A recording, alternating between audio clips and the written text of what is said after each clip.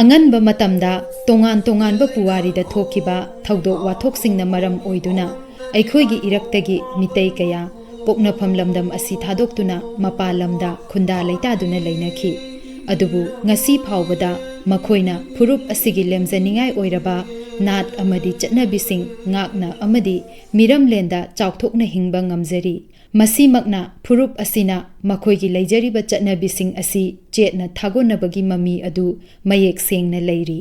awang nongpok lamdamda leiriba tongan-tonganba raja singi manungda Tripura asi Meeteisingna masing yamna khundaba raja ama oiri raja aduda leiriba Meeteisingna ngasi phawbada phurupki chatnabising ngaktuna thamhauba thengnarakhi Akashvani Imphal gi ipaw kangbuna nongmaijing numit khudingi pungpham asida sandokchaba akhanaba thauramgi ngasigi tangkakta puduna lakjari Tripurada khundariba Meeteising amasung makhoigi natki oiba thouramsing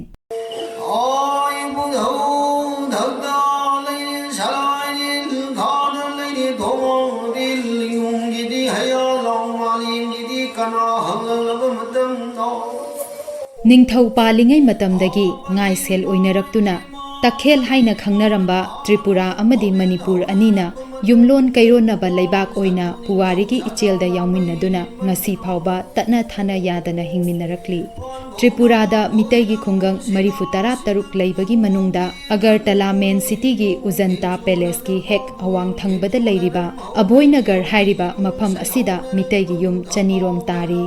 khul asida khundariba Meeteisingi manungda waikhom nongthombam khetrimayum sinam yumnam mayengbam na chingba yumnaksing yauri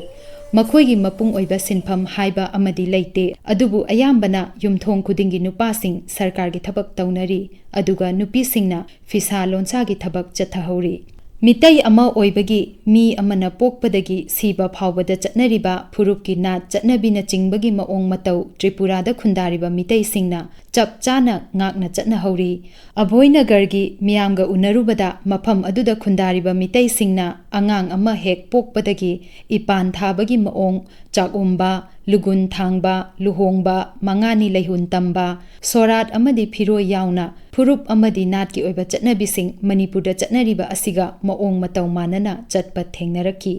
adum oinamak thauram parengda Manipurda pangthokliba asiga khara khetnabadi adumak urakhi Tripurada khundariba Meeteisingna luhongba amadi natki thauram parengi matangda Delhi Sahitya Parishatki board member su oiribi Agartala dagi khoisnam ongbi birolaga Akashvani Imphal gi ipaw kangbuga unabada fongdorakpagi matung inna Manipurda chatnariba Meeteisingi natki oiba thauramsing pangthokpagi maonga Tripurada khundariba Meeteisingna pangthokliba asiga mapung oina manarabasu khara makhaidi adumak khetnaba leiri Luhongbada jatra puba asi Abhoinagarda laipot puba haina khangnai Hindu lining ayamba chatnarabasu Tripurada khundariba Meeteising yumthong khudingi lining thau amadi sanamahi khubamsing latnari Luhongbada purakliba laipot adu yumlai haina su khangnaba sanamahida thai hairi Luhonglingai manungda borna phanda phamlingaida pukri natraga turelda mitam nga thadoknaba haina chatnaramba adu hojik chatnakhidre ngallingai matamda mitam nga hairaga su khangnaba ngamu asi phiruk nungjang haina sangbai amada haptuna numit mangani kupsilaga thamnarami adubu hojikti masigi mahutta sel chandi chatpi oina hapnare hairi Amaromda ngallingai matamda chenba chongba asi harau tayamna luhongbagi chatnabida yauhande hairi matam aduda luhongba asi ayambana haina singnaduna hongnarami adubu ngasidi chenba chongbana ayamba oinaraktuna luhong khongdongbagi chatnabi leirakle tawbatabu yek thokpasingi oinadi aphaba luhongbagi laigi thabak thauramsingda yauhande loinana Manipurda chatnariba luhong nonganba chatpa haiba asi Tripuragi Meeteisingi oinadi chatnade Tripurada khundariba Meeteisingna ipan thabagi chatnabi asi amaibi amana ayukta laigi thauram tauraga numidangda brahmanna angang maming thonbagi thauram pangthoi amaibi aduna angang adu yangkok amada singju mayan amadi ngari ngamuna chingba haplaga chaknga haina inbiba aduga mammam kuku haiduna ising pithai tungda angang asi thali natraga senga amada haplaga nakan amadana leibak phauna chingba haplaga sana kaithelda angang yonjari haiduna mamada angang sinai hairi atopa amana yamna ka hena khetnariba asi numidangi matamda brahman laklaga angang maming thonbagi thauram ama pangthokliba asini masida mama mapa oibasingna apamba mamingsing adu khongnang manada iraga barti taret natraga mapan mai chuduna khongnang manasing adugi mathakta chakhalli bartina ihanhana chakpa loiba adugi khongnang manada iramba maming aduga ikon konna chakpa loiba mana aduda iramba maming ani adugi maraktagi apamba ama khallaga angang adugi ming tholi hairi loinana chura koron haina su khangnaba angang maru kokpagi thauram asi Tripuradadi nupa khaktamak tawi nupi singi oinadi pangthokte hairi hiram asigi matangda khoisnam ongbi birolana asumna hai ipan jidi ayukta thai ipan je ayukta thabasida ngasai akhoi maibi ma changi maibi sina jangkok siga poiba angang jigi akhoi gi ngari ngamu ade kai no sinju mayan akhoi gi laphu jende mayan je hapaga ipan gi nomi ki ayuk sida angang sida maibi sina adumaina inbi ade ising mamam kokok aina pijanai adut loraga ngasai gi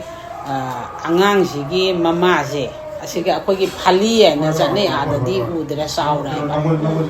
phali sida angang je phi tharaga hapsalaga maibi sina sana kaithenda angang nawama jonjari jon nakan madana leibak hape Tripurada mitai ama leitaba matamda khul paujenba haiba amasu chatnari maduda pau asi taraba matungda miyamna cheng ensang napi paisana chingba angamba punaraktuna leikhidraba miyoi adugi potloibagi thauram pangthoi atopa thauram asigi chatna paring adudi Manipurda chatnariba mitaigi potloibagi maong matau amata chithadana pangthoi adubu khetnaba amana mangkumlubada yawa miyoising adu mayum yauraga sanga chanade hairi Meeteising oina mangani leihun tamlaga leikhidaba numit 12 suba numita yum sengba aduga 18 subada sorat ki thauram pangthoi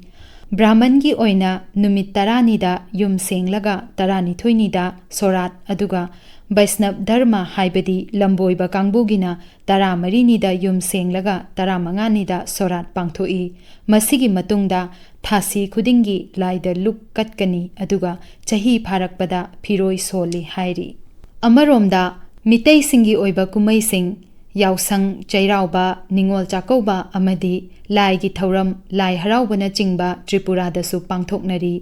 yausang matamda angang singna nakatheng chatpa mau naha singna senkhai chatuna chak chanaba amadi numidangi matamda yausang thabal chongbagi chatnabi leihori adumakpu Manipurda chatnariba yausang sports di mafam aduda tawhodri lamdam asida Meeteisingna chairauba amadi ningol chakauba su pangthokna hori Manipurda kaya ukhidraba sajibu matamda sanaba likon Tripuradadi pak sanna sanahori makhoina fongdorakpagi matung ina likon sanaba asi chairaubagi tha asida tha ama chupna numidangi matamda khulda miyam punsinduna sanai hairi Tripurada lai haraubagi thauram asi haukhiba chahi nifuromgi mamangda pangthoknarambadagi lepluraba matung kumja Englishing ani mapandagi Aboinagarda leiba ibudau puthiba harauba hauduna ngasi phauba leptana pangthoktuna lakli amaromda morcha munida leiba ibudau pakhangba asisu Englishing ani kunma thoidagi harauba haurakhi aduga chahi asidagi Tripuragi Kamalpurda leiriba ima panthoibisu harauba haukre aduga Bazar Ghatki lamdeng lairembisu mafam adugi miyamna adumak haraubagi thauram pangthokli hairi Tripurada lai haraubagi thauram asi Manipurdagi miyoising chatlaga harauba haudokhibani makhoina sana konungi utra sanglendagi ayaba lauraga amaibi pena khongba ben party na chingba puduna lai haraubagi thauram asi Manipurda chatnariba asigumna pangthoknari umang lai khakta nattana sagai gi latnariba lai singi chahi gi chaklen katpagi thouramsing su Tripurada Meeteising na pangthokna hauri hiram asigi matangda Tripurada lai haraubagi thouram hodokpada achauba thodang laukhiba Research Forum Manipur gi hanagi General Secretary Longjam Somorendrona Akaswani Imphal gi ipau kangbuda asumna hai Tangkun nurabi thokumatamda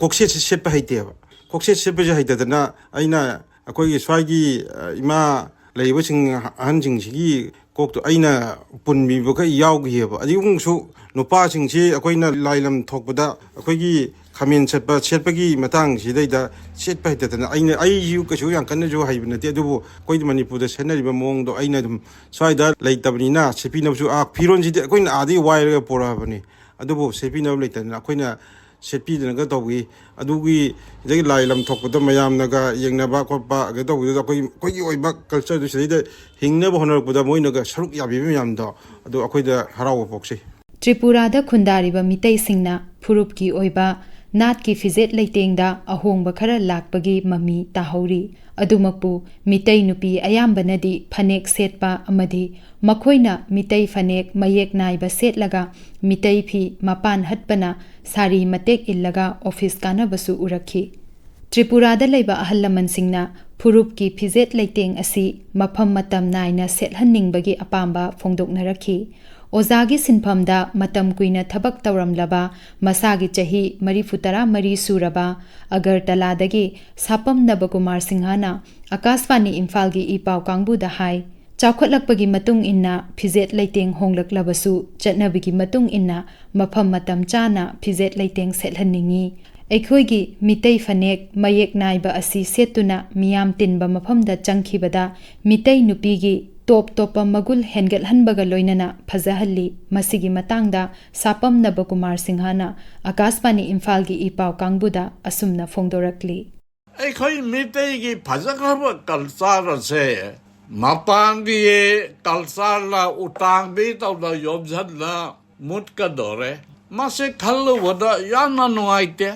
Meetei phanek mapang naiba sena phajaba se kayamok phajaga aida madi lairol tawulate tubo langmane adobo adugai phanek to hek set pada seliba imai ben sing laisabi sing do mawong moina mai rasi si song doi asegumba Meetei gi phijeda se matamamra Tripurada yana tondhana thanarame hujikti mohido Meetei rod Meetei phanek Meetei idaphido ondare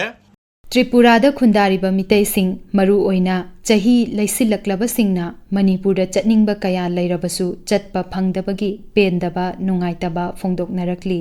sapam Nabakumar Singha masamaksu haurakpham raja Manipurda chatpa phangdabadagi mahaki mayambana Manipurda thorakpa matamda sel piduna Gobindajida lairuk katpinaba haijakhiba atuna mahaki thamoigi apenba oihauri Puwarida thokhiba thodok kayana maram oiduna haurakpham Manipur thadoktuna mapalamda khundariba Meeteisingna miramda leijarabasu phurupki lol fizet chakcha nat amadi laininga mari leinaba thouramsing mayek sengna ngasi phawba ngaktuna thamba ngamliba asina phurup asigi magun takpa ngamli matau asumna Tripurada khundariba Meeteisingna ngasi phawba phurupki chatna lonchatsing ngaktuna thamhauriba asi pukning thogatningai oiri habali mi mai bi matayu pan na pan dhoi bi dun poloi mingo na bi ma wasi ko kurung na dai koi shaya bawang ting hawdin sana Matang asida Akaswani Imphal gi ipau kangbuna puthokpa akhanaba thauramgi ngasigi tangkakta Tripurada khundariba Meeteising amasung makhoigi natki oiba thouramsing loizare thauram asigi aibi waikhom Chitradhani thauram puthokpa Thokchom Jogendrajit SIngh Okram Umadini